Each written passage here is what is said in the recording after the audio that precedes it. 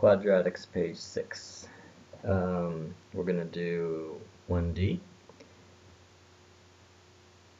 Using x-intercepts only, sketch the graphs of, and we chose this one, y equals negative 3x times x plus 4.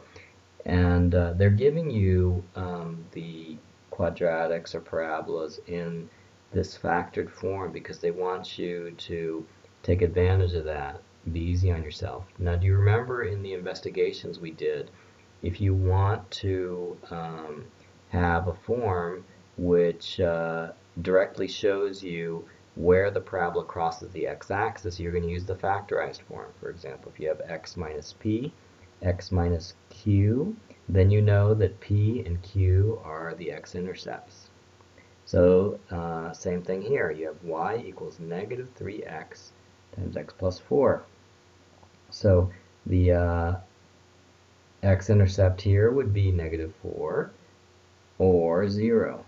Okay, and so you would put a point at 0, 0, which would be that one, and you would put a point at negative 4, 0, which would be that one. So you know that the parabola goes through those 2 points. They just said sketch, so it doesn't need to be exact, and they said only to use the axes intercepts. So you are not going to use the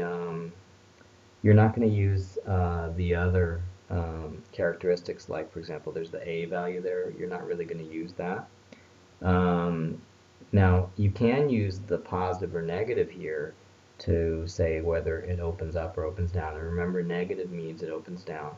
So you would draw a parabola which opens down. If it opens down and it goes through those 2 points, it kind of looks like that. Okay, how high does it go here? Well, they said to use only the axes intercepts, so we don't have to do that, okay? But it is possible to figure out how high it goes. You can see here that the vertex would be right in the middle here. So if the vertex is right in the middle, it would be the value of negative 2. Now if you put negative 2 in here and negative 2 here, you could figure out what the y is pretty easy. That would actually be 2 times negative 2, which is negative 4, times negative 3, which is 12. So we can calculate that the vertex is at 12 here. Okay? But they just said to use the axes intercepts. So now we're going to go here. State the equation of the axis of symmetry for each graph in question 1. Well, for D, let's see, the axis of symmetry is right here. And actually, we just told you how to figure out that the vertex has an x-coordinate of negative 2. Now he says here, axis of symmetry is midway between the x-intercepts. He's telling you the same thing. So we know that the x coordinate of the axis of symmetry is an x equals negative 2, so we're already done.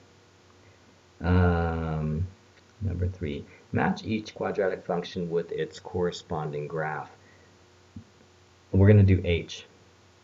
So we're going to use the same characteristic as we saw above. If you have a factorized form, which is x minus p times x minus q, you already know that p and q are x-intercepts.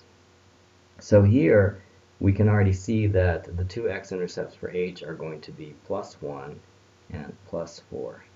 So first thing we're going to do is we're going to look to see if there are any graphs that have x-intercepts at plus 1 and plus 4. This one does, right? And this one does. And this one does. Oh my gosh. There's actually a lot, right? So we have it narrowed down to half of them. Alright, now the other characteristic we have is it's multiplied times negative 3. Well, if it's multiplied by negative 3, does it open up or does it open down? Well, negative means it opens down. So that eliminates that one. That eliminates that one. So now we have 2 that open down.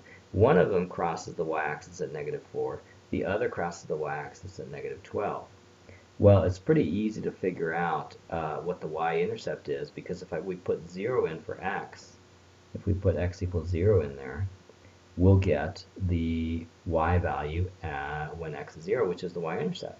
So we'll get negative 3, and then 0 minus 1 is negative 1, and 0 minus 4 is negative 4. So it's negative 3 times negative 1, which is 3, times negative 4, which is negative 12. So we know that it's this one and not this one. This one crosses at -4. Okay, so the answer is D.